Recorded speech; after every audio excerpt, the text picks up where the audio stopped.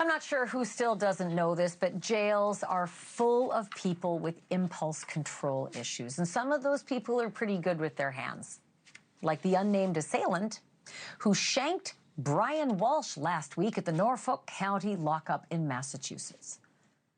I know it has been a minute since we last reported on Brian Walsh, right? But we've been waiting. We've been waiting for this trial. He's the Boston man who allegedly hacked his wife, Anna, maybe to death, maybe after her death. We don't know how she died, but hacked her body at least on New Year's Day, 2023. And then police say dismembered the body, dumped the body parts in trash bins all around town. For the record, Anna's body has never been found. Not all of it. The theory being that the garbage went out to the incinerators before the cops could get their hands on the bags. Most of it, anyway. But they found enough. They found signs of Anna in one trash bin, and even a bit of Anna. Enough to tag her husband with murder one. And as for how things are going, 2+ years later in jail awaiting trial, the sheriff's office says that an individual was attacked with, quote, a makeshift blunt instrument, end quote. I call those makeshift blunt instruments shanks. Brian Walsh was treated at a Boston hospital and then sent back to jail the very same night. It's his lawyer who confirms that the victim was Brian Walsh, not just an individual. It was Brian Walsh, pretty high-profile inmate, if I do say so.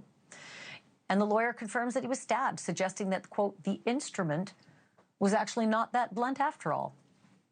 Of course, anything behind bars can be a weapon if you try hard enough. Most cases, it's toothbrushes that get whittled down into daggers. Look at these things. I'm always marveling at the stuff, right, when they get pictures of it.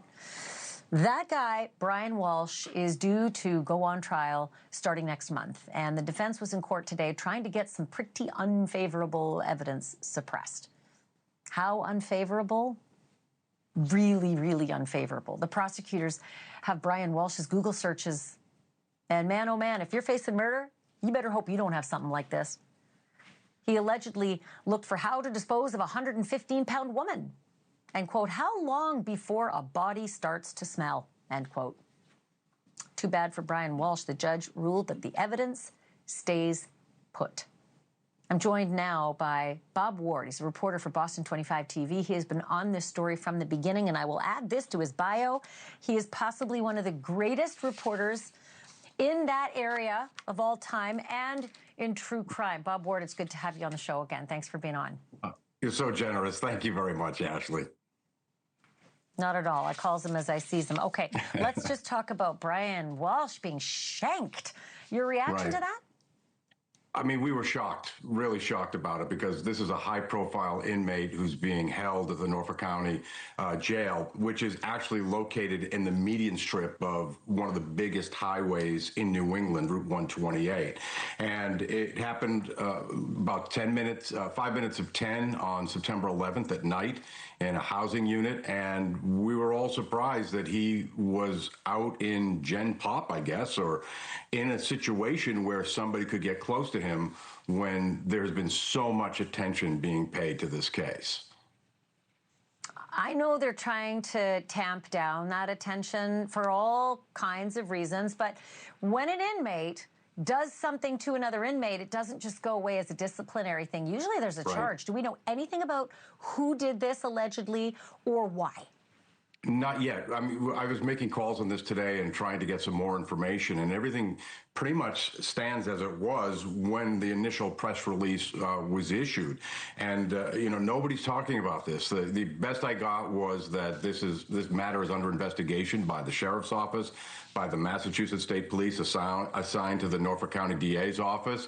And while it's under investigation, there's no report. There's nothing that we can see. The only other interesting thing here is about the nature of this injury and what happened to him. The press release said that he was assaulted, but the initial reports that came in, the emergency calls that went out, the report was that he was stabbed in the head. And we understand that he was brought to that hospital, but then returned just a few hours later. Today, I was hoping that I would get to see Brian Walsh. He had a hearing today. We were hoping that he would attend that, but he did not attend that either in person or over Zoom. So there's no way for us to lay eyes on him. Now, he has not attended every single one of his pretrial hearings, so that is not unusual. So that's important to say. But Ashleigh, it's something of a mystery. We don't know who this guy was, how he got so close to Brian Walsh, and what the nature of this injury is. Where is Brian Walsh now? Is he in some kind of, is he segregated out from general pop now? How did this happen? We just don't have the answer to any of those questions. Well, I'll tell you what, it could be the age-old reason, which is get a high-profile inmate, get some profile for yourself. It could have been as easy as that. But like you said, when you're high-profile, you're supposed to be in PC, protective custody. So that'll be interesting. Does this affect October 20th? That's the date that I recall, the last date I heard the trial was supposed to start. Does this affect any of that? It doesn't appear that it's going to. There was a hearing today. There are some legal issues being hammered out over the evidence, over the Google searches. There are rulings being made. There's still some more hearings. I think they're back in court next week or the week after. And it does not appear that the stabbing is going to slow things down. I wouldn't be surprised if there's some legal maneuvering, some rulings that might actually slow this down. But we're not there yet. Right now, we're still on for October 20th. Okay, I have literally 10 seconds left, but the case does not look good for Brian Walsh. That's my characterization of it. What's yours? No, I agree. I mean, there's a lot of evidence here. Even if those Google searches were thrown out, there's a lot of other evidence in this case. It's interesting because we don't have Anna. We don't have a body, and we're still going forward with a murder case. It's not unprecedented in Massachusetts, but every prosecutor in a murder case would rather have the body than not have the body. And there's blood, there's bone fragments, so I say there is a piece of body. There's enough of Anna to say this is her, this is the remnants of her clothes, her driver's license, her purse, all the things. So I agree with you. I think it's an uphill battle. Gosh, it's good to have you back on the show, Bob Ward. I hope you'll agree to do this a whole lot more. Absolutely, Ashleigh. Thanks for having me. Thank you so much. And I'm going to see you up there. I'm going to come up and visit you. I know when that case is starting, so I look forward to that. Looking forward to it. Terrific.